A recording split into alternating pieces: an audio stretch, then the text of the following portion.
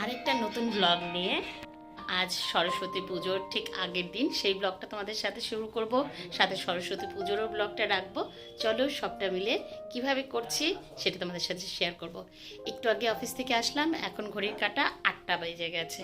এখন যাচ্ছি সরস্বতী পুজোর মার্কেটিং করতে। চলো চলে যাই।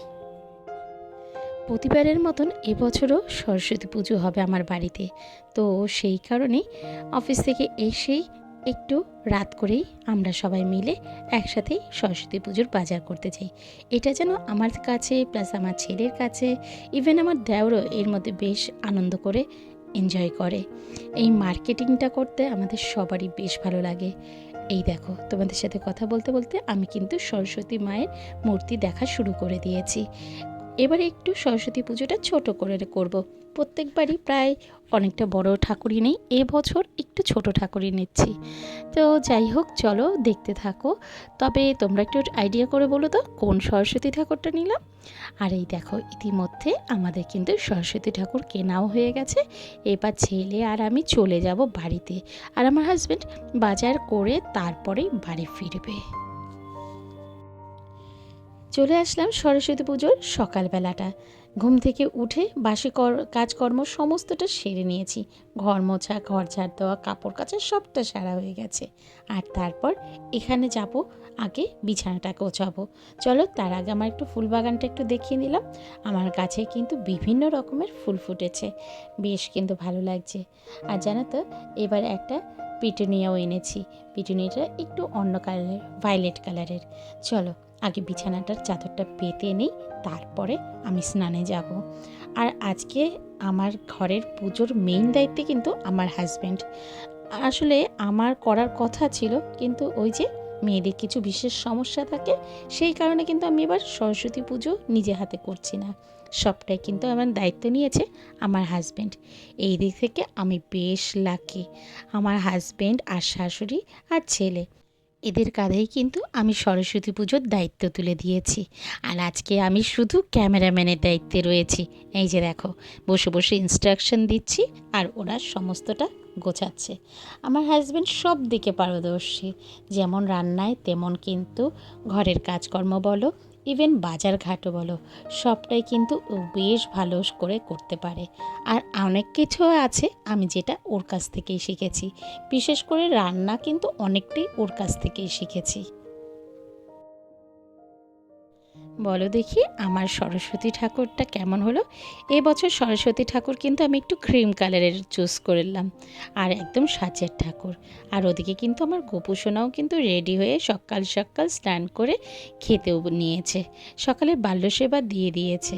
এবার ঠাকুর মশাইয়ের অপেক্ষায়। এদিকে আজকে যে ঠাকুর মশাই আসবেন, ওনার অনেকক্ষণ ধরে অপেক্ষা করছি, তিনি এলেন না। অবশেষে কি করা হবে বলো, সরস্বতী ঠাকুর এনেছি আর পুজো করব না হয়? তো অবশেষে আমার হাজব্যান্ডের সিদ্ধান্ত নিল ওই আজকে সমস্ত পুজোটা করবে। এবার আর ঠাকুর মশাই পেলাম না। যাই হোক, ছেড়ে সরস্বতী পুজো নিজেরা করলেও নাকি হয়, এটাই মা আদেশ দিলেন, তো সেই কারণেই নিজেরাই করব।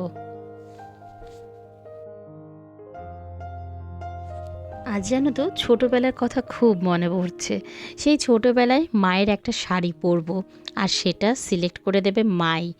আর তারপর সাথে একটা ব্লাউজ তো লাগবে, সেই ব্লাউজটাও বেশ কিন্তু লুজ, তো সেটাকেও সুতো দিয়ে টেকে নিতাম।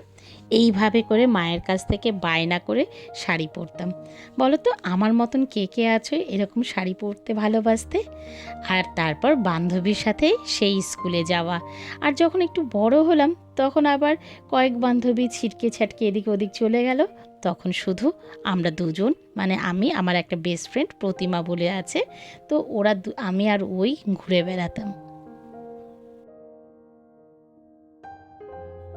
তোমাদের সাথে কথা বলতে বলতে রান্নার দিকে চলে এসেছি। আজ রান্না হচ্ছে খিচুড়ি, বাঁধাকপি, বেগুন ভাজা, পাঁপড়, চাটনি। বাঙালির ঘরে সরস্বতী পুজোয় এই খাবারই যেন সবথেকে জনপ্রিয়। বলো তো আমার মতন কার কার বাড়িতে আজকে খিচুড়ি হলো, কমেন্টে জানিয়ে যেও। চলো, আজকের খিচুড়ির রান্নার পাটে কিন্তু আমার হাজব্যান্ডই আছে। ওর হাতের খিচুড়িটা না মারাত্মক ভালো হয় গো, এত ভালো হয় কি বলবো। আর আমি করলাম বেগুন ভাজা আর বাঁধাকপি, আর চাটনিটাও কিন্তু আমার হাজব্যান্ডই করেছে। প্রত্যেকটা রান্নাই আজকে দুর্দান্ত হয়েছিল। আমি কাজ করেছি বেশিরভাগটাই জোগাড় জানতেতে, অর্থাৎ সবজি কাটা, মশলাপাতি করে দেওয়া, ইভেন বাসন মাজা, সেটাও তো বড় কাজ বলো। চলো এবার কিছুক্ষণ রেস্ট নিয়ে তারপর সবাইকে খেতে দেব। শুভ বসন্তী পঞ্চমী, সবাইকে আমার সরস্বতী পুজোর প্রীতি ও শুভেচ্ছা জানিয়ে আজকে ব্লগটা শুরু করেছিলাম অনেকক্ষণে। এখন দুপুরে রান্না বান্না কমপ্লিট, খাওয়া দাওয়ার অপেক্ষায় ছেলে বেরিয়েছে, ও হয়তো বাইরেই লাঞ্চ করবে। যাই হোক, আমরা আর দেরি করব না, এখন লাঞ্চ করব। পুজো কমপ্লিট। পুজোটা আজকে এবার একটু অন্যরকমভাবেই হলো, যেরকম প্রতিবার হয় না, এরবার সেরকমটি হলো। যাই হোক, সবটাই মেনে নিতে হয়, এটাই আমাদের মানুষের ধর্ম। যাই হোক, চলো খাওয়া দাওয়া করে তারপর আবার গল্প করতে আসছি। কি বলো তো, প্রতি বছরই ঠাকুর মশাই আসেন এবং বড় করে ঠাকুর আসে, সবটা মিলে বেশ ভালো জমজমাট থাকে। কিন্তু এবার একটু ছোট ঠাকুর এনেছি এবং ঠাকুর মশাইও পেলাম না, নিজেরাই করলাম। এইভাবে করেই এবার আমার সরস্বতী পুজো হলো। চলো এবার সবাইকে খেতে দেবো। যেমনটি বললাম যে ছেলে হয়তো বাইরে লাঞ্চ করবে, তারপর বলল না মা আজকে কোচিনে আর খাইনি, বাড়িতেই চলে এসেছি। আর ইংলিশ মিডিয়ামের স্কুলে জানোই তো সরস্বতী পুজো হয় না, তো সেক্ষেত্রে ওর আর স্কুলে যাওয়ার কোনো ব্যাপার ছিল না, তবে বাড়িতে এসে আমাদের সাথেই লাঞ্চ করলো। এই পর্যন্ত ভিডিও দেখে তোমাদের কোনো অংশ যদি ভালো লেগে থাকে প্লিজ একটা লাইক কমেন্ট করে দিয়ে যেও। আর তুমি যদি আমার চ্যানেলের নতুন বন্ধু হয়ে থাকো, চাইলে আমার চ্যানেলটাকে সাবস্ক্রাইবও করতে পারো। আর অলরেডি যদি তোমরা করে রেখেছো, তোমাদের অসংখ্য ধন্যবাদ। আর এই যে বাড়ির সকলকে এবার খেতে দিয়ে দিলাম। তো আমার হাজব্যান্ডের মুখ থেকে শোনো যে কেমন হয়েছে খিচুড়িটা। খিচুড়ি কেমন হয়েছে? আমি রান্না করলাম। দারুণ দারুণ।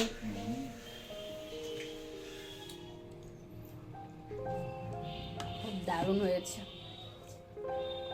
সত্যি তাই। আহা, একদম ভোগের প্রসাদের মতো। বাঁধাকপিটা দেখি, ওটাও ভালো করেছে। তবে আমার হাজব্যান্ড আজকে সবটা রান্না করেছে, দারুণ হয়েছে। ও রান্না করতে খুব ভালোবাসে, কিছুতেই আমাকে রান্না করতে দেবে না। আমরা সব কেটে কুটে জোগাড় করে দেবো, ও সবটা রান্না করবে। আহা হা হা, তোমাদের যদি খাওয়াতে পারতাম বোঝাতে পারতাম। দারুণ হয়েছে। চলে আসলাম সেই সন্ধেবেলায়। মা এদিকে সন্ধ্যা পুজো দিয়েছে, আরতি করেছে, তো ভাবলাম চলো তোমাদেরকে একটু দেখিয়ে দিই সন্ধেবেলায় আমার সরস্বতীর মাকে কেমন লাগছে। আমার কিন্তু চোখই ফিরছে না, এই ঠাকুর যে আমাদের বাড়িতে আসার জন্য বসেছিল তা বুঝতে পারিনি। বিশ্বাস করবে না, মাত্র সরস্বতী ঠাকুর দেখতে দেখতে 20-25 মিনিটের মধ্যে কিন্তু ঠাকুর পছন্দ হয়ে গেল। প্রতিবার কত ঠাকুর দেখি তাও পছন্দ হয় না। যাই হোক, ইনি আসার তিনি ঠিকই আসবেন। চলো এবার একটু কফি করব। তো ভাবলাম চলো আমার যে কফি মেকারটা কিনেছি সেটা একটু তোমাদের সাথে শেয়ার করব। তো সেটা দেখানোর জন্য কিন্তু এই কফির ভিডিওটা করলাম। এই মেশিনটা মানে এই কফি মেকারটা আমি অ্যামাজন থেকে নিয়েছি। এর লিঙ্ক যদি চাও সেটা তাহলে আমি ডেসক্রিপশন বক্সে দিয়ে দিতে পারি। এই দাম নিয়েছে মাত্র 250 টাকা, বেশি দামও নয়। আর এটা চার্জেবল, এরকম জাস্ট চার্জ দিয়ে রাখলেই হলো। আর এত সুন্দর ফাফি হচ্ছে আর ক্রিমি টেক্সচার, দারুণ লাগছিল, জাস্ট জমে গেছিলো। শুধু একটুখানি দুধটা ঘন করে জাল দিতে হবে, একদম ঘন দুধ হলে না আরও বেশি স্বাদ হয়। যাই হোক, আজকে এর মাধ্যমেই আজকে ব্লগটা শেষ করব। অনেক দিন পর বাড়িতে এত আরাম করে কাটালাম। বাড়িতে রয়েছি কিন্তু রান্না করিনি, সকালে বাড়িতে পুজো হয়েছে কিন্তু পুজো করিনি। যাই হোক, এরকম করে কজনের ভাগ্য হয়। আজকের মতন এখানেই শেষ করলাম। ভালো থেকো, সুস্থ থেকো, তোমাদের সাথে গল্প এরকমভাবে আমার চলতেই থাকবে। টাটা, শুভরাত্রি।